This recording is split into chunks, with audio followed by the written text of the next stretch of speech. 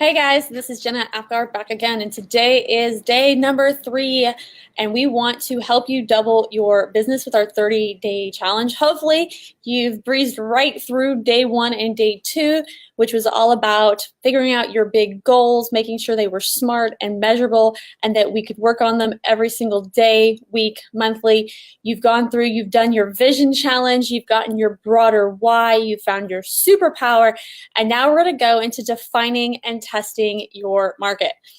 This is probably the one space where I get the most kickback, but it is the one, if I could give you any key that is going to completely change how you work and operate in your business, how successful your business is moving forward. It is the difference between making $2 million and having a business that you can actually sell like an asset versus only having a business that you will always be your own employee. And by the way, if you're your own employee, you have a jerk for a boss. Just letting you know in case you were not clear on that. Defining and testing your market, the reason I get kickback is because the first thing we're going to discuss is niching. And when I say niche, everyone's like, but I can serve everyone. You can. And there's nothing that says that you can't still niche and take on those additional clients. What it is saying is that you cannot possibly market to everyone on the planet. You've got to niche down in some way, shape, or form, whether that's in a geographical area, if that's in an industry, if it's a certain type of person, if it's men versus women, if it's by age, some kind of niche will make your life so much easier. This is the one thing that is going to lower your ad cost. It's going to lower your effort. It's going to make things pop, and you can start automating them and creating templates to work things. And the bigger one is it's going to be what increases your profit. This is one of those things that even the big guys sometimes miss. And as soon as they correct it, that's when their business starts to really grow. So I'm going to come over here. I'm going to share my first screen. We have 2 different worksheets for you for this particular one. This is going to be the first one. We got a pretty little niche worksheet. I'm not sure that it quite needs the whole page here. Let's see if we can get the whole thing in the picture. There we go. There's the big gist of it. And if you'll see, I've got, if anyone's ever been in school, I've got a Venn diagram going, right? Everyone loves a good Venn diagram. So the very first one, and kind of like when we did on day number 1, when we're brainstorming, there's a lot of brainstorming this first week because I want you to just take all your stuff and just blah it down on the paper. Start over in the passion section. I need you to ultimately end up with a niche that includes your passion, because if you are passionate about a subject, you won't mind getting up early for it. You won't mind staying up late. You won't mind taking that extra 5 minutes to make a video. You'll be excited to take a video, excited to jump on Facebook Live because this is something you're passionate about. And when you're passionate about something, it shows in your tone of voice. You'll be excited. You'll be up and going. There won't be a want to stay in because you're going to be so passionate. You want to jump out of bed and get the day started. You won't care if it's Monday or Friday or Saturday. All days are the same to you when you love what you're doing. Passion is going to be a very critical component. So I want you to jot down just little one words. Obviously, it's not a huge worksheet. We're not dealing with giant tables and graphs here. What are you passionate about? What do you love? What if somebody were to say the wrong sentence or word? They're just passion and fire build up in your belly. Those are the things that I want to find and have listed in this Venn diagram. The next one is going to be knowledge, right?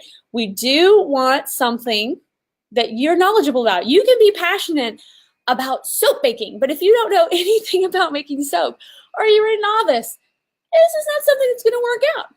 You're going to be passionate, but you're still going to be broke because you don't know what you're talking about. People are going to be getting refunds all over the place. So write down all the different things you're knowledgeable about. And if you're sitting there thinking, you're like, I don't know anything, it's impossible. Before you leave high school, there are things that you know extensive amounts about. My daughter, who's 18 right now, she loves European history. She knows how to work every social media platform like a pro. She can use all of Google Docs. There's so many things that you don't think about, but you have knowledge. And of course, there's the more professional, whether it's legal, accounting, whether you know how to build a house from scratch. I don't know how to build a house from scratch. So when we're talking about things that people will ultimately purchase, if you can build a house and I can't, then I'm going to have to hire somebody with that kind of knowledge base. I need you to be passionate, but I actually need you to know what you're talking about. So In that little bubble, I need you to write down all the things that you're knowledgeable about and start seeing where those passions and that knowledge crisscrosses. This is the easiest part of defining your niche. I need you to start circling those places where that you know they crisscross. You have passion and knowledge, which brings us to the next worksheet. Let's see if I can pull it up here. I've got it up on my screen. I need it to be so you can see it too. And this is going to be testing your niche. So if you'll see there, it says profit. Well, how do you know if your niche can be profitable? So I have a worksheet for that because it's really hard to guesstimate that if that's not something that you're used to guessing and working in, right? I need you to know, not guess. No, oh, we lost our feed here. Let's go back up, add that worksheet back. Here we go. And let's see if we can make it to where you can see as much as possible.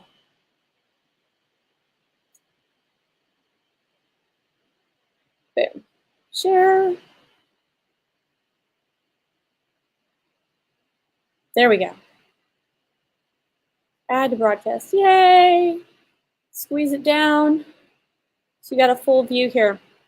Okay, so this little worksheet took me days to create, but it combines so many aspects and allows you to test the profitability of your niche, the attainability of your niche very quickly.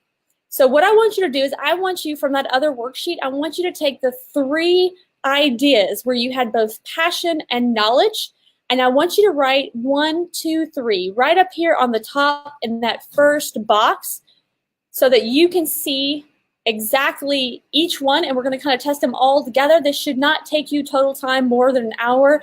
I'm not asking you to do in-depth research. I'm asking you to do some basic validation techniques that you can do easily on the internet from your computer, no big deal, and at least choose one to move forward with. Again, if you, let's say a real estate agent, and you're like, your niche, everything's going to be real estate, right? But maybe you have a passion for Lakewood, and that's a particular neighborhood that happens to be here in the Dallas area. Maybe you have a passion for modern homes. Maybe you have a passion for new construction. Whichever one it is, let's put those ideas down. Notice they're all about real estate right there at the top. I'm just picking a specific niche. If you're a sales coach, do you have a specific passion towards teaching speakers, specifically like coaches, how to speak from stage and sell? Maybe you like to help dental practices increase revenue versus someone who's in the holistic health kind of industry and the woo-woo thing. That's one of ours. I can't do woo-woo. That's just my thing. Somebody else is better fit for when people are doing social media and funnel building for woo-woo. That's never going to be my niche, but we need to test your niches. So pick each one of your professional niches up here at the top. The first one that we're going to go through are their competitors. And I want you to find, just basic Google search, find out who your competitors are in that specific niche. Go back to real estate. If I look up the realtors that I'm competing against in Dallas, the list is like a mile long, right? If I look up the list of competitors specifically in the homes over $1 million, that list becomes a lot smaller. All the realtors would like those homes. Not everyone is actually competing for them. They're not in the magazines for luxury homes. They don't have blog articles for luxury homes. They don't dress like a realtor who does luxury homes. They don't have a luxury team. There's so much that goes around with being a luxury real estate agent or a Lakewood area real estate agent. I want hyper niche specific competitors. If you have no competitors, this might be a problem. The reason I say this is in a niche, if there's money to be made in the niche, you'll have competitors. If it's profitable, there will be competitors. So competitors, saying you have a bunch of competitors is not a terrible thing.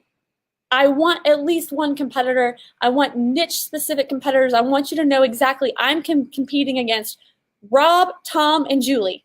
Boom. Very specific. We have very specific ones that we can research, see what they're doing, and match their audiences. All sorts of stuff can happen when we have exactly our competitors. Get some down. Obviously, if there's like a list a mile long, put a little note down there that there's a lot of competitors in that area and it is saturated. Saturation can be a bad thing too. One of the ones right now is travel. If you're in the travel industry and you're trying to be a travel agent, that's a saturated market. You're competing against everyone on the internet. People who can have tiny, tiny margins because they're doing it en masse and everyone is doing it. No competitors are bad. Saturated amount of competitors, that's bad. We want something kind of in the middle, a little bit on the less, but we do want definitive competitors. Next area, who you serve. I need you to completely describe. Later on, we're going to get into a more detailed avatar, but for this one, I just want you to be specific. I'm going to serve women over 50 who want to start a blog to keep their mind sharp versus I want to start a company that serves women over 50 who want to start a blog to make money. Those are completely two different markets. That's how specific I want this, but I'm not asking you to get into the weeds. Just generally give me a general idea of what you're looking for so that we can put something together and get to the next section. Next one, how many possible members, clients, customers can you have? I happen to have members here. This is just the member of that group that we discussed right here. How many is there? Here's what I'm talking about. So if we're talking about my market, I'm only going to serve, so not am, but serve realtors that are in the Dallas market. I can very quickly find out, let's say, from their Dallas Realtors Association, that there's 60,000 in the DFW area. That's a good number. I just need to know 60,000. Key tip, you want to find out this fast? Just go to LinkedIn. Go to LinkedIn, go into the search bar and type in realtor, type in your location if it's specific, and just hit show me. And it'll show you that there's 6,327 in the Dallas area. We looked up how many commercial real estate brokers specifically were in the DFW area, and there was 1,132 specifically. So if I'm serving those people, if that's my market, I want to know exactly how many people are out there.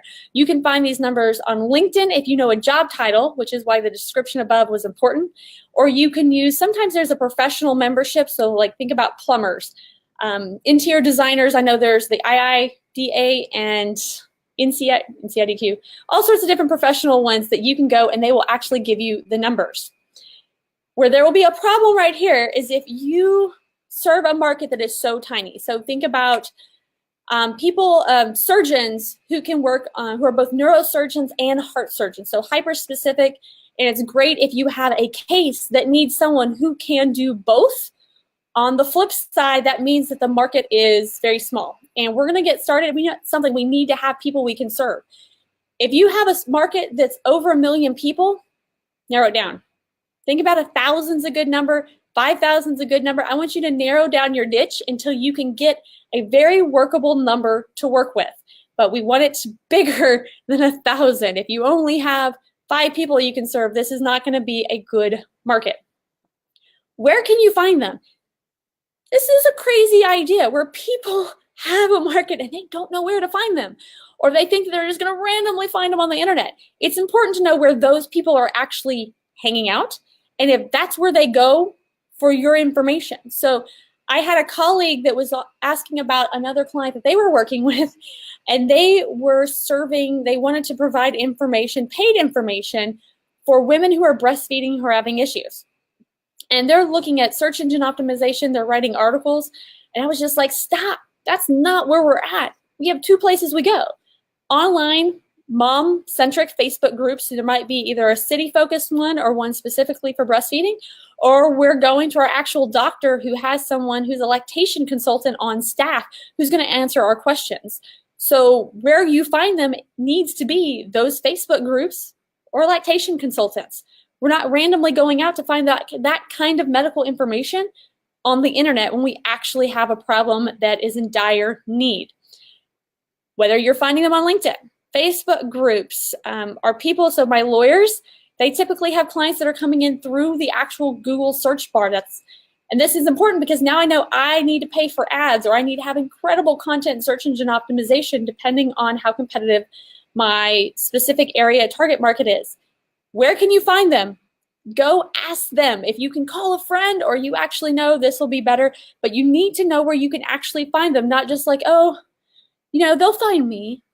That's not going to work. I want to know that there's an actual place that you can go to find these customers. Here's a big one. What are their pain points? Every single customer, they are not going to hire you in any shape, form, or capacity if they don't have a pain point.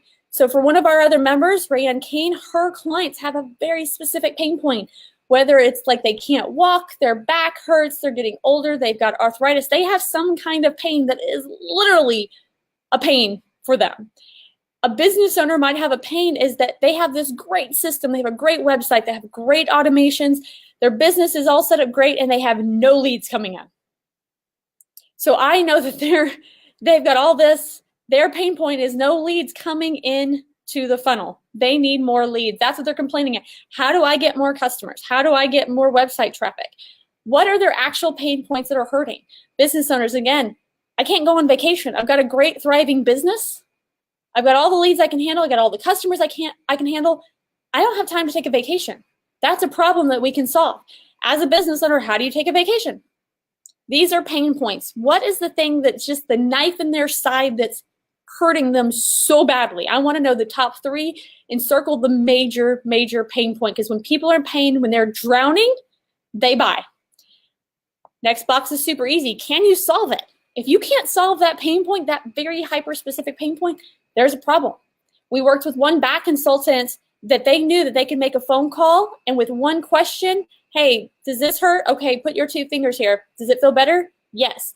Those are the people we can help. So they were able to narrow down their market with just a couple of questions that qualified them. I need pain points that you can actually solve, or all this stuff is null and void and we've picked a bad niche. Last one, what are your unique selling points? So I was talking to a realtor today that just hired us, and I need to know what makes you special. You're in a big San Antonio market. There's 7,000 other realtors. Who are you to any of them? Are you offering free comps? Are you offering free home staging to your sellers? Are you ensuring that you narrow down the scope for your buyers? So instead of looking at 30 homes, you're only looking at 10 and they've highly vetted them for you. Or in this guy's case, he does everything and he hustles for you. He will actually start moving furniture and dumping things, whatever it takes to ensure that you get the highest price at the best value in the time that you need it, and he'll negotiate for you. His big shtick, I'm going to be a coach. That's his unique selling proposition. He's been a coach his whole life. He knows how to coach you through the process. Are you offering a better price point? Are you offering a better service? Lots of different ways to exceed and stand out. It's not just price point. So don't be afraid if you're the most expensive. There are times that can be a great thing. I just need to know, what are the 3 ways that you stand out in a crowd in this niche to this crowd? All right? Once you do that for one company, I need you to go through and do that for all of the companies. I said narrow it down to 3. That was for a reason. I don't want you to have to spend all day doing this for like 50 different options. Like I said, pick the top 3, go through each one of these sections for each one of these companies. Do not spend too long doing this. Take 10 minutes for each single one. When you're done, it should be blazing obvious where you should start, because we've taken your passions, we've taken your knowledge, and now we're looking at this.